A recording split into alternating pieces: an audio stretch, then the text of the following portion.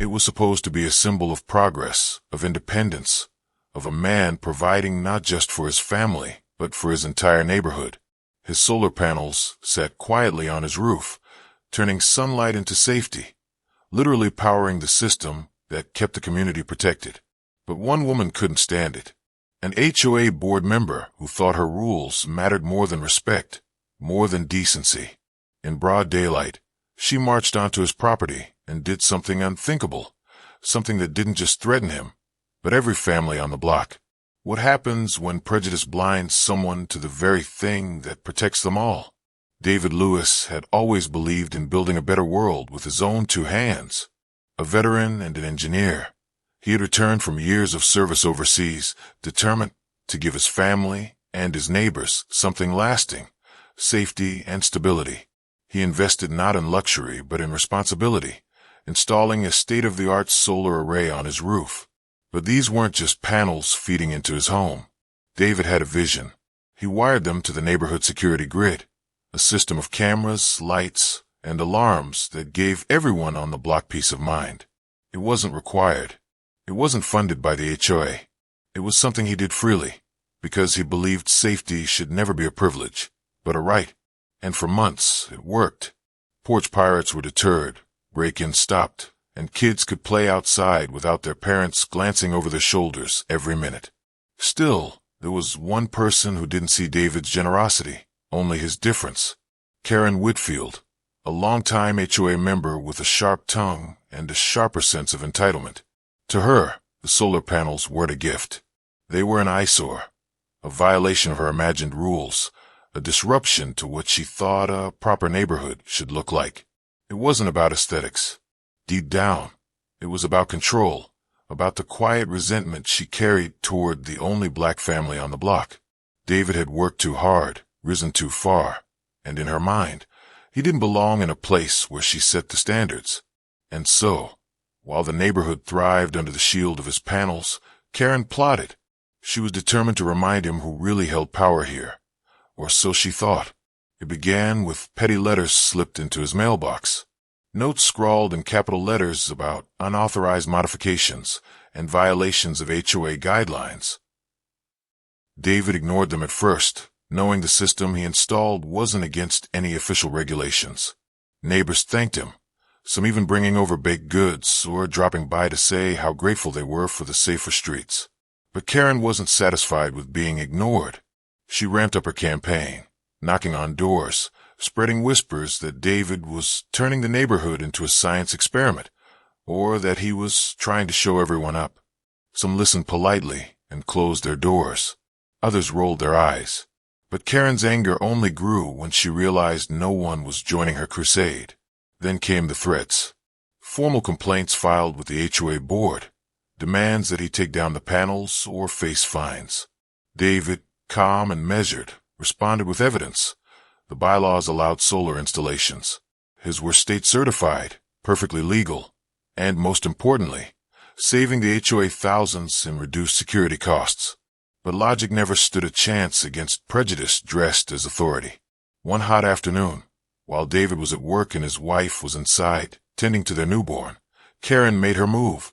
Armed with a ladder, buckets of thick gray paint, and a heart full of spite, she trespassed onto his property. Neighbors watched in shock as she climbed up and began slathering paint across the sleek black panels. Stroke after stroke, she covered the glass, destroying the delicate cells designed to catch the sun. Some shouted for her to stop. A few recorded on their phones. But Karen, fueled by self-righteousness, screamed back that she was restoring order, that she had the authority of the HOA, that rules were rules. What she didn't realize was that every smear of paint was shutting down the system protecting her own home. With the panels blinded, the grid went dark. Security cameras blinked off, alarms went silent, and the neighborhood's protective watch vanished, all because of her rage. When David returned home, the scene that greeted him was surreal. His driveway was crowded with neighbors, some furious, some bewildered, phones raised to capture the spectacle. His roof looked vandalized, dripping gray streaks down onto his siding. And there she stood, hands stained with paint, yelling about how she was fixing the neighborhood. David felt a fire rising in his chest, not just from the destruction of his work, but from the blatant violation of his family's safety. His wife clutched their baby inside, frightened by the shouting outside, and yet Karen stood smugly, as if she had accomplished some noble deed. The neighborhood was no longer divided between David and Karen. Now it was divided between those who saw the truth and those who chose to stay silent. And the silence in that moment was deafening. The truth hit all at once. That very evening, with the security system offline, the neighborhood's vulnerability was exposed. Under the cover of dusk, a car rolled slowly down the street. Its occupants had noticed the sudden darkness. No flashing lights, no surveillance cameras, no hum of electricity. They struck fast. A string of cars broken into, packages stolen from porches, and whispers of men trying door handles. Panic spread like wildfire as neighbors realized the safety they had taken for granted was gone. Calls lit up 911. Parents rushed their children inside. And at the center of it all, the cause stood undeniable. Karen's act of sabotage had dismantled the shield that kept them safe. The very woman who claimed to protect the neighborhood's image had left it wide open to danger. When police arrived, David didn't have to say much. The evidence was on video. From the paint dripping off his panels to the neighbors' recordings of Karen screaming about taking charge. Officers looked from the vandalized roof to the terrified families, and then to the HOA member, who suddenly didn't look so confident. Karen's words faltered under the weight of reality. She stammered excuses about rules and standards, but no one listened. For the first time, the neighbors who had stayed quiet found their voices, not in support of her, but against her. Because the break-ins weren't just David's problem. They belonged to everyone. And everyone now knew who was responsible for tearing down the very protection they had trusted.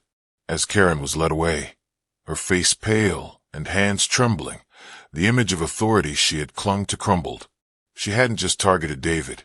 She had betrayed the neighborhood. And there, under the harsh glow of police lights, the community saw the truth.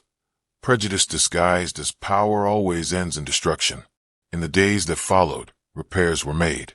The panels were replaced, the system restored, and slowly the neighborhood began to breathe again. Parents let their children play outside. Porch lights glowed once more with reassurance. But for David, the damage wasn't just on the roof. It was in a memory of how quickly his family's safety had been dismissed, how easily one person's hate could unravel something meant to protect everyone. He knew this wasn't just about solar panels. It was about the way prejudice, unchecked, poisons a community from the inside. Neighbors came forward to thank him, some with guilt in their voices for not speaking up sooner.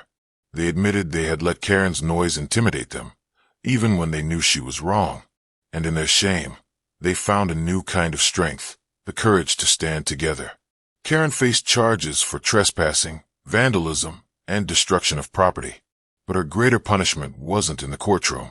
It was in the silent rejection from those she once claimed to represent. The community she thought she controlled no longer recognized her authority.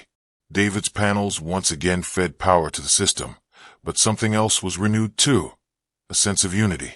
The neighbors had seen what happened when silence allowed hate to act unchecked, and they vowed never to let it happen again. Because in the end, this wasn't just David's story. It was a reminder of how fragile safety can be, how one act of prejudice can ripple out and hurt everyone. And it raised a question no one could ignore. How many more communities will suffer before we learn to value people over power? If you believe stories like this need to be told, make sure to like, comment, and subscribe. Because the more we share these truths, the closer we come to building neighborhoods where everyone, no matter who they are, is truly safe.